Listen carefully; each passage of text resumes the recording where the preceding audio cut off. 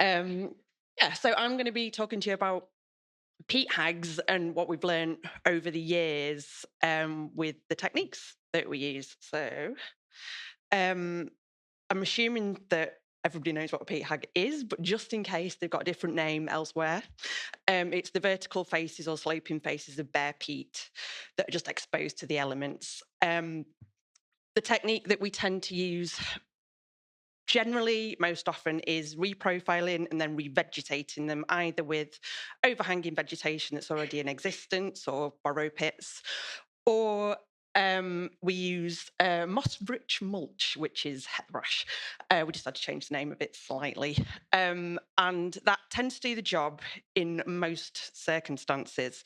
The brash mulch has got a mix of seed in it, which produces a nurse crop and just starts to get things to grow on that bare peat. The problem we've had is with these larger windswept peat hags, which is a label I've used for myself sometimes as well. And they, you can see on sort of this side closest to me, that's on the windy side. The other side has been successfully mulched, brushed, and it's got vegetation growing on it. And it's these windswept sides. We've gone back in and just put more brush on it, which in hindsight is a bit daft when we know it already doesn't work.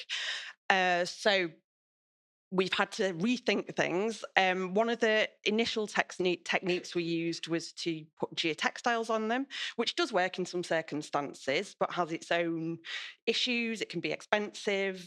We found that actually, again, where it's exposed and it's gone on at certain times of year, it's freezing and it's pulling up the roots of any new plants that have been growing, and it's also the pegs have been coming out at various times, so we've had to use wooden pegs rather than metal ones just to make sure they stay put. So we've sort of learned with these little techniques as well as we've gone along. However, it's still not worked in some places where we've not been able to use the geotextile for one reason or another. So we've had to have a think about what we can do where it's really remote, it's really inaccessible site-wise. The weather is always going to be rough for us, and that's why peat bogs exist. And we've probably only got seasonal access restrictions, whether it's grouse shooting that we're working around, the bird nesting season when we can't have contractors on site, or the winter when it's going to be snowy. And we've generally got fairly minimal resources, whether that's us as the peatland practitioners or the contractors that we work with, and then the kit that we can use. So we've just got to think about what we can do with what we've got. And the fact that we're working with really unstable peat, which is why this hasn't been working very well with the brash and sometimes with the geotextile as well. So we've been looking at a novel approach, and that was PeatFix. So we've ended up with a 2-year research project with Manchester University. It's something produced by a company called Terrafix, and we've kind of come to the end of that project. We found that, well, I'll tell you a bit about it first. It's kind of sprayed on. It's a tackifier, so sort of gluey stuff. We don't know the secret ingredients, so don't ask me questions about that. And it's mixed in with sort of inert material, and that was trialled as wool and cut grass, and I think bracken went in some of the trial plots as well, and seed. So again, we'll have that nurse crop mix to try and get something to establish so that the peatland species can then start to take when it's more stabilised. And it's during the trials was sprayed on.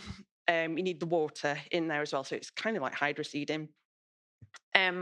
And on the plots, it's actually worked. So after 2 years, we found that there was a moorland seed mix, which I think is the one that Moors for the Future use, and that actually worked the best. However, we found that the Yorkshire mix, because everyone can be a bit tight in Yorkshire, was slightly cheaper. So bargain, and it worked almost as well. So in terms of value for money, we're going to be starting to use it with the Yorkshire mix. And we're actually using it in anger on actual restoration sites now. So it's still very, very early days. And we're learning as we go with that as well. So Terrafix actually came out to one of the sites that we are using this on with the contractors to work out actually how best we apply this stuff, because one of the big challenges with it was getting the water onto site. Can we have a Bowser on there? Otherwise, we're going to have to lug water tanks around with them. It's just not always possible, again, because it's remote. So we found actually them taking the dry mix out in bags and chucking it on when it's raining seems to be the best way to do it and the easiest way to do it. And the contractors, with the few options they were given, actually preferred that method. So that's what we've been doing so far. As I said, it's still early days. We don't know everything. So if you've got questions about this, I might not be able to answer yet, but I'll give you an email address. So any questions? Thank you.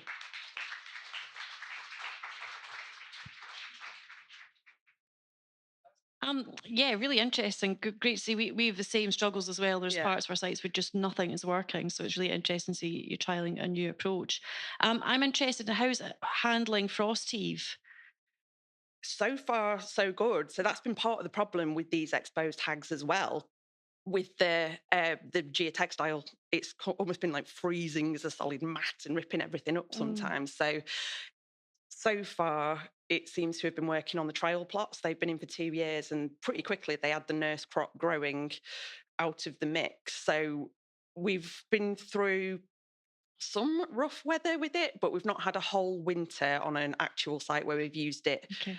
Um, just more of it rather than just on the plots. But yeah, so far we think it should work because it's just covering it, so it'll be moving with any, or it should be protecting it from the frost heave potentially, like the vegetation would. So we'll see. Great, thank you. We'll let you all know maybe next year. Uh-huh. Okay, thank you.